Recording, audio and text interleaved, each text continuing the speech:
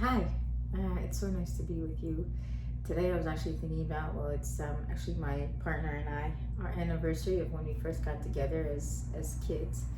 And we've known each other like all our life, so it's super, super crazy. But the 4th of July is a special, um, like a day for both of us. And, I was thinking about how, for years, like, when we were kids, we would actually, and we started being like intimate. Um, I remember something that he would say to me where he would like tell me to talk to him, and I would always like draw a blank. Like when he would say that, I would like literally go to my mind and there was nothing. And it's so funny because now, like almost 2 decades later, um, well, I've just cleared out so much of like all the beliefs and energy. Beliefs and thoughts are just made out of energy, like everything is, right? Like this whole world, matter is energy, and also thought, everything that has like a physical experience, we have a physical experience, is contained, it's made of energy. And so, at the root of everything that we experience, right, like when we actually clear that thing, what we're doing is we're clearing energy from our body, and that capacity is then freed up in our body, right? Energy is freed up, and we experience like a greater capacity for just life in general, like for everything. It's really, really remarkable, and it's really, really crazy to experience that. But I think, all of life, or for much of life, we're under the impression that you have to add, like you have to grow and you know, like consume and make yourself better, as in like add things to you. And it's actually the secret that it's quite the opposite. And in life there's actually a deconditioning and a shedding. So it's actually the opposite. You have to remove all of the things that you've learned, because there is a role that you've been playing in your life that's just, it's something that you fell into like very innocently, right? It's like who you had to be to survive, and that root is really just fear. And like you're going through life and you're experiencing life, and that fear in you is sort of like latching onto, like however you were taught to survive, or however it is that you feel like inadequate, right? Like the fear in you like latches onto like all of these different things that it hears and ways that it can be, right? But the root of that is really just fear. And so what happens when you heal that fear is that, well, well, then you see like, oh my gosh, thousands and thousands of beliefs are being shed, like thoughts, stories, right? Like past memories are coming up to be healed. Like, oh my gosh, like, I can't believe, I did that. I could see that was like that my broken self, right, like was operating, at that point where it didn't say anything, or it didn't speak up, or like it was hurt really, but it didn't actually address it. And I couldn't actually feel that pain right back then, and because I was just so numb in my body. And now, like, and it doesn't even have to be something like extraordinary, right? It could just be something like a pretty like medium size, or like a small thing, right? But it has, like, you could understand, like you could look at it now and you'll be like, oh my gosh, like I really, like I didn't actually say anything, like or even just feel that in myself, right? And this sort of balance of like feeling and speaking, right, it's something that I realize has come to me because you can't really think about it. It's like when you do this work and you shed all of these beliefs, then you're, because you heal so much, your actually personality changes. So you're not actually trying and thinking about how to be or what to say or how you want to be, right? It's actually just something that's happening and occurring very naturally, that you experience in your relationships and in your encounters, and you're like, oh, like, like that happened, or like whatever. It's just like a new you, like the same way the old you was operating as you, right? This is like the new version of you. You can't actually think about it. But that's really the work is, because up until now in your life, as you've been trying and striving, right, and adding things on, right, you constantly had to think your way through situations and conversations, and what that really did was it stunted your growth so much. It stunts flow, right? It stunts your ability to speak. It stunts like the God frequency, like the frequency of just flow, and just, like where we don't actually think about anything, we just are the thing. And when you meet people that are so natural and so confident, that's what you're going to experience, right? It's not something that they're trying to do. That's why confidence isn't something that you add, right? It's something that you take away. Or it's just a bunch of things that end up like, like that you end up removing, and you're like, oh my God, here in this, in presence, right, in my natural state, there's just already this ability to trust. Like I already trust myself. it was all the things that I believed that were causing me not to trust myself and second guess myself. It was because of all this energy and all these thoughts and stories that were like kind of, you know, the fear in me, my identity that had grown up from when I was a little kid, or like, you know, personality that had developed in my life from pleasing, you know, however I had to survive, right? Relationship after relationship after my you know, the first one with, you know, my mom or your parents. And so however I had to survive, I just kept being that way, and it kind of collected all of like these like beliefs and like kind of ways of telling stories just out of fear, that if you sit with your mind intimately, you can really understand like how like the storyteller of your mind, how it actually tells stories. It's a very similar way, and it's a very specific way, but you can actually catch it like all across like the board, like every single story it tells, you'll be able to tell like, oh yeah, like I could see where that fits into like, you know, my storyteller's like flavor, right? My storyteller's like way of like narrating, you know, things. And it's really powerful when you're able to do that, because that's how I actually came out of like so much like conditioning, like very, very deep and intense dissociation. I mean, I used to call it like ADD, but it could just be any kind of like mental noise, or just like suffering, chatter, like anything that you experience in your mind that's just like taking you away from being present. And so I just had like intense dissociation that I really had to sit with, you know, my thoughts for like the last like 4 years straight, and literally one thought at a time, really become intimate with my mind. And so if that's something that you're curious about, you know, I definitely have other videos about it, and it's something that we can speak about even one-on-one, or even in the comments, or however it's best suited for you. But it's such a powerful thing to be able to see your thoughts, and just to know that actually that I don't have to be any different. I don't have to change, right? I actually just have to be myself. And what does that mean, right? That's the question that we ask, like, oh, like, what does that mean to be yourself, right? And that's actually what it means, just to trust myself as I already am, because life has really taught us not to, right? Our early relationships, right? Our imperfect parents taught us not to trust ourselves. And then we sort of carried that mistrust and distrust of ourselves into our relationships, into our friendships, right, into our work situations. And this was like a big thing for me too. Like when I would, you know, go to work, I remember like there was hesitation to speak the truth, even though I knew the right thing to do. Like it was so obvious, right? And like it was just like it was like other people must have been blind to it. Right? It was so obvious that the right thing to do was really to speak up for a powerless child, right? When I worked at a daycare, but there was hesitation for me, and I did end up speaking on occasions, right? But the me that thinks about that right now is like so adamant and so like just, you know, fierce, as in like there's no negotiation with that. And I really hope for that kind of clarity, like in, you know, in every aspect, you know, of my life, right? My personal life, right? My relationships with my partner, my mother, you know, my family members, right? To experience that kind of that kind of clarity and adamance, and just knowing of the truth, right?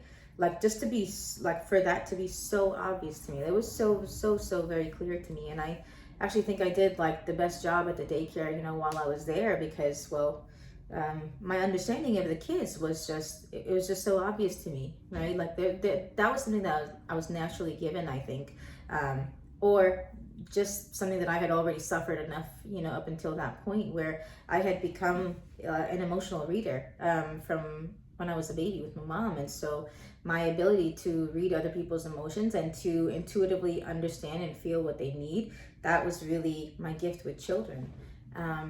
But with adults, it was a whole different story, because with adults, it was very difficult. It was almost like, you know, my inner child would get triggered. It never felt safe with adults. And so the last 4 years during the pandemic, all I did was just heal, and heal my relationship with myself, which then ended up really changing a lot of the way that I am with adults. And that's something that's still changing, because I'm back home, right?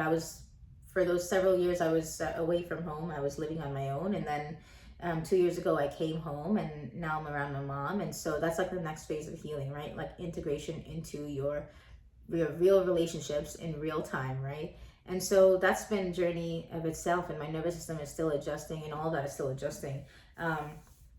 But you know, life is truly profound. And I actually woke up today because I had Like literally I woke up, before I even opened my eyes, I put my headphones on and I started speaking aloud, because the fear in us, that is our survival programming, that is our survival conditioning, and it doesn't know the truth, right? So it's playing all the time, and if you do not override your brain, you will be stuck in that. And if life blesses you with something so traumatic like an illness or something so turbulent in here, right, that you literally have to override it, consider yourself lucky.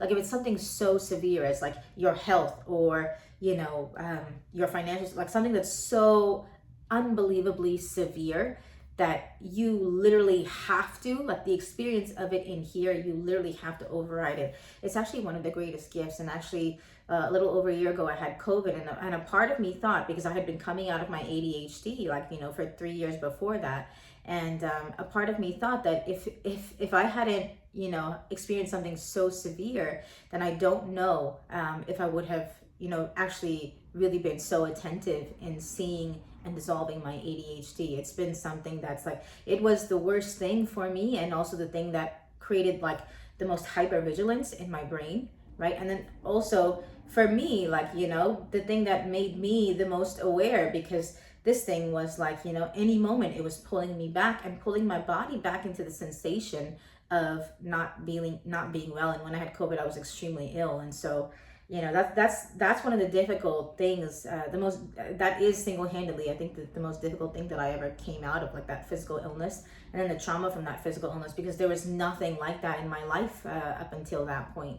And so whatever wakes you up, whatever gives you the impetus, right, the motivation to actually see and come out of the fear-based part of your mind, right? Really what's happening is that you have a lot of fear in this body, right? And it's just taking on the shapes of all these things, right? So the fear is already there, maybe, or the capacity of that is already there, and then you have like an experience, right? And then you get to see like your fear latches on to all like these sort of stories and programs, but the fear is already there. Or maybe something in life happens, and then there's great fear for it. That could be, the great fear like comes from actually having that experience, and that's possible too. I do know that for me, I have a very extraordinary deep capacity to feel, and as I was healing my ADHD, so much of that capacity was opening up. So really, when I got COVID, it was the worst time and best time for me, I could say, for me to actually just be like bedridden, and now being like overwhelmed with fear. Like it was my body, right? It was like my capacity now had increased so much to feel that this was, if I had it at a different point in my life, I probably would not have had or like felt so much fear. But also if I had it at a different time in my life, the fact that my family that was immediately around me didn't believe me, right?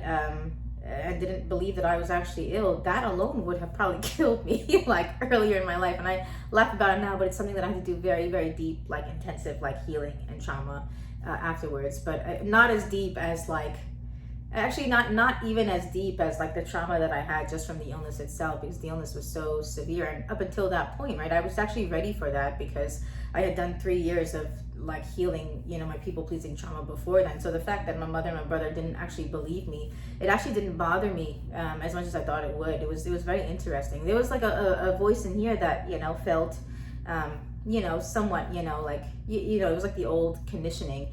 But the thing I think that was really difficult was like the practical matter of it. Like I had an ego playing, my mind was playing here, because my brother actually, because of the severity of the situation of the illness, and my brother actually not being there for me because he emotionally or whatever, like he couldn't accept the reality of it. And I don't know the rest, right? I don't know what his experience was. I can only say he didn't believe me.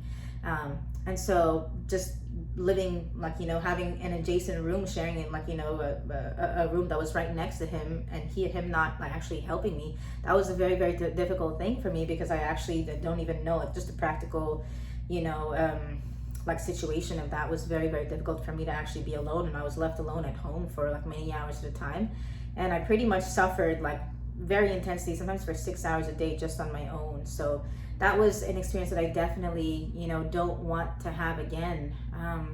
But it was definitely, I think it was eye-opening in so many ways. And I think that experience alone, if I hadn't gone through anything in my life, I think that experience alone would have really like just awakened me, like out of everything, out of like would have helped me see everything that I had, sort of been carrying my whole life. And I don't know, like it's really, to experience something of that magnitude, like literally I'm just thinking about it now and I have such like tears in my eyes, like to experience something like that. If you relate to anything like that, like health wise, it's like, to live with that is I think it would have to change you.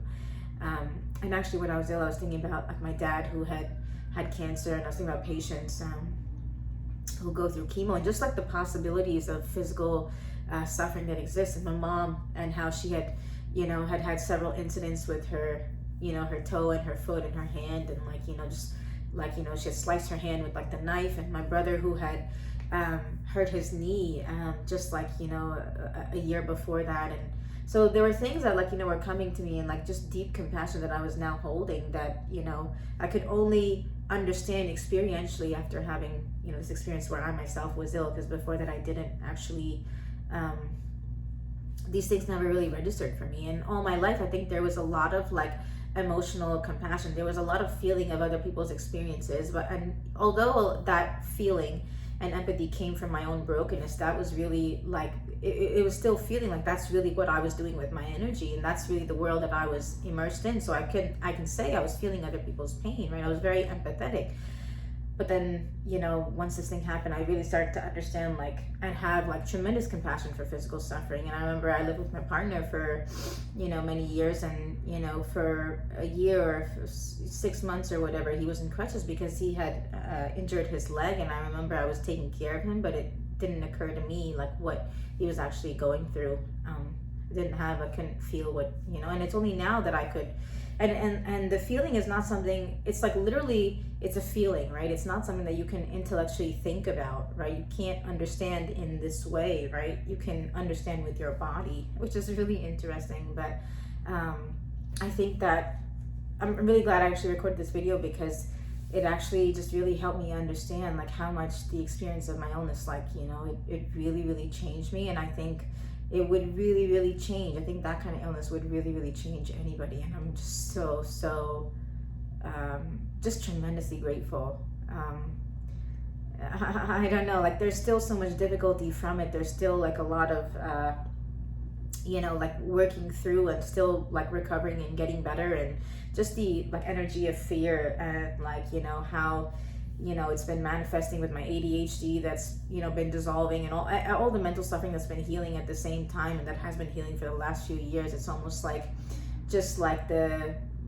instability of like the energy trying to move through the head in the same way. It's not like quite working anymore. And it's almost like, it's almost very difficult, and I'm very sensitive to it. And so it's either that, or like the experience of COVID, like, or those things combined that are now creating like the experience of like vertigo. It's like energy in the body that's like sort of like it's creating like an imbalance, like in the head, like physically, like I feel disoriented. And this is actually what happened when I had COVID. So it's been like a really, really wild ride since then. And I've really just been protecting my energy as much as I can, and taking care of myself as much as I can. Like I don't really, I really try to stay away from things and people, like whether that's family or anybody like that I know are not good for me. Like I have literally, it's actually really, it's made me so sensitive to like the things that I just can't tolerate, like my body will not tolerate. So it's really fine-tuned me in a way that nothing else has. And I think I'm just really, really grateful. I don't think I actually realized how grateful I was, because that thing again, like really single-handedly changed me more than anything. And I guess this video just really is about that. Like if you've had an experience in your life that has really it's turned you inside out, upside down, and something so severe as like something physical, or even I can say, people have gone through mental things like that as well, and I've experienced a lot of mental difficulty from that illness, right? And like and the trauma from it. It was really, really pretty insane. But I'm here now, and I'm just truly grateful. And I hope if any of you are going through this journey that you take good care of yourself, and that you seek help if you need to, and that you know that you're not alone, and that if you want to connect, please connect with me. Please do so.